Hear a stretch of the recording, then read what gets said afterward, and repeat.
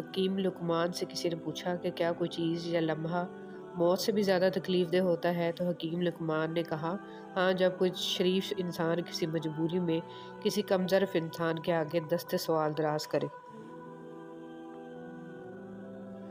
کبھی بھی خود کو اتنا قیمتی مت سمجھنا کہ ہر کوئی تمہیں دل سے نکال دے، کیونکہ جس چیز کی قیمت زیادہ ہوتی ہے اسے اکثر لوگ چھوڑ دیتے ہیں۔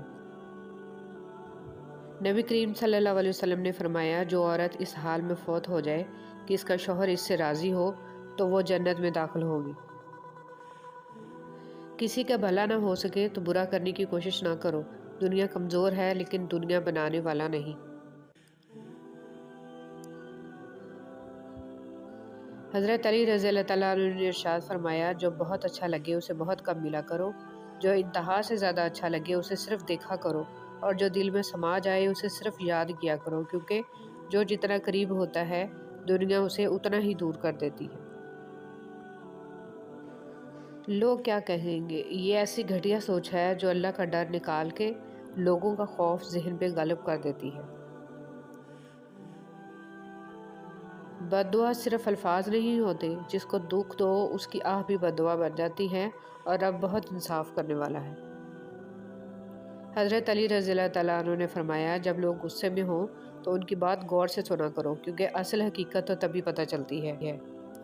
حضرت ابو بکر صدیق رضی اللہ تعالیٰ عنہ نے فرمایا، درود پاک صلی اللہ علیہ وسلم اتنی تیزی سے انسان کے گناہوں کو مٹاتا ہے کہ اتنی تیزی سے پانی بھی آگ کو نہیں۔ بہترین ہمسفر کی سب سے بڑی خاصیت یہ ہے کہ وہ آپ سے اختلاف اور ناراضگی کے باوجود بھی آپ کا خیال رکھنا اور فکر کرنا نہیں چھوڑتا۔ جب تم نماز نہیں پڑھتا تو یہ مت سوچو کہ وقت نہیں ملا، بلکہ یہ سوچو کہ تم سے ایسی کون سی خطا ہوئی ہے کہ اللہ نے تمہیں اپنے سامنے کھڑا کرنا بھی پسند نہیں کیا۔ ایک بزرگ سے کسی نے پوچھا کہ عبادت کرنے کے لیے بہترین دن کون سا ہے؟ بزرگ نے کہا، موت سے ایک دن پہلے۔ اس نے حیرت سے کہا کہ موت کا وقت تو معلوم نہیں، فرمایا تو پھر زندگی کے ہر دن کو آخری دن سمجھو۔ صبح کی نیند انسان کے ارادوں کو کمزور کرتی ہے، منزلوں کو حاصل کرنے والے کبھی دیر تک سویا نہیں کرتے۔ حضرت علی رضی اللہ تعالیٰ عنہ۔ تنہائی میں اللہ کو یاد کرنے والا شخص۔ رسول اللہ صلی اللہ علیہ وسلم نے فرمایا، 7 طرح کے لوگ ہوں گے جن کو اس دن اللہ اپنے سایہ میں جگہ دے گا، جس دن اس کے سایہ کے سوا اور کوئی سایہ نہیں ہوگا۔ ان میں سے ایک وہ شخص ہے جس نے تنہائی میں اللہ کو یاد کیا اور بے سختہ آنکھوں سے آنسو جاری ہو گئے۔ مرد کو عورت کے کردار کی کتنی فکر ہوتی ہے، اتنی فکر اگر اپنے کردار کی کرے تو کتنی عورتیں بد کردار کہلانے سے بچ جائیں۔ قبر میں ساتھ جانے والی سنت داڑھی، وہ واحد سنت ہے جو قبر میں بھی آپ کے ساتھ جاتی ہے۔ کھجور کی گٹلی پر باریک سا جھلی نما ایک چھلکا ہوتا ہے جسے قطمیر کہتے ہیں۔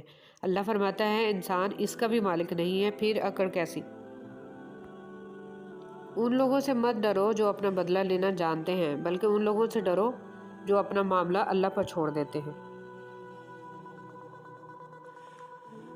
اگر تم قرآن کو آنکھوں سے دیکھو گے تو الفاظ نظر آئیں گے، دماغ سے دیکھو گے تو علم نظر آئے گا، دل سے دیکھو گے تو محبت نظر آئے گی، اور اگر اپنی روح سے دیکھو گے تو تمہیں خدا نظر آئے گا۔ مولانا رومی۔ ٹھکانہ قبر ہے تیرا، عبادت کچھ تو کر غافل، کہاوت ہے کہ خالی ہاتھ گھر جایا نہیں کرتے۔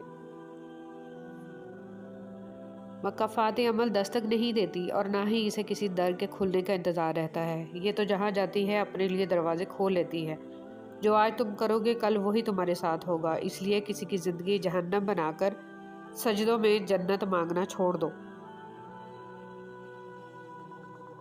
جنت میں جانا چاہتے ہو تو رسول صلی اللہ علیہ وسلم نے فرمایا، تم جنت میں داخل نہیں ہوگے یہاں تک کہ تم مومن ہو جاؤ، اور تم مومن نہیں ہو سکتے یہاں تک کہ ایک دوسرے سے محبت کرو۔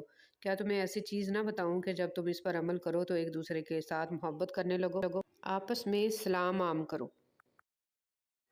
آپ صلی اللہ علیہ وسلم نے فرمایا، کوئی بھی مسلمان جو ایک درخت کا پودا لگائے یا کھیتی میں بیج بوئے، پھر اس میں سے پرند یا انسان یا جانور جو بھی کھاتے ہیں وہ اس کی طرف سے صدقہ ہے۔ اچھے وقتوں میں لوگوں سے فاصلہ رکھنے والے برے وقت میں لوگوں سے شکوہ کرنے کا کوئی حق نہیں رکھتے، کیونکہ جو فاصلے آپ نے بڑھائے ہیں اس سے کوئی دوسرا کیوں دور کرے گا۔ زندگی استاد سے زیادہ سخت ہوتی ہے۔ استاد سبق دے کر امتحان لیتا ہے اور زندگی امتحان لے کر سبق دیتی ہے۔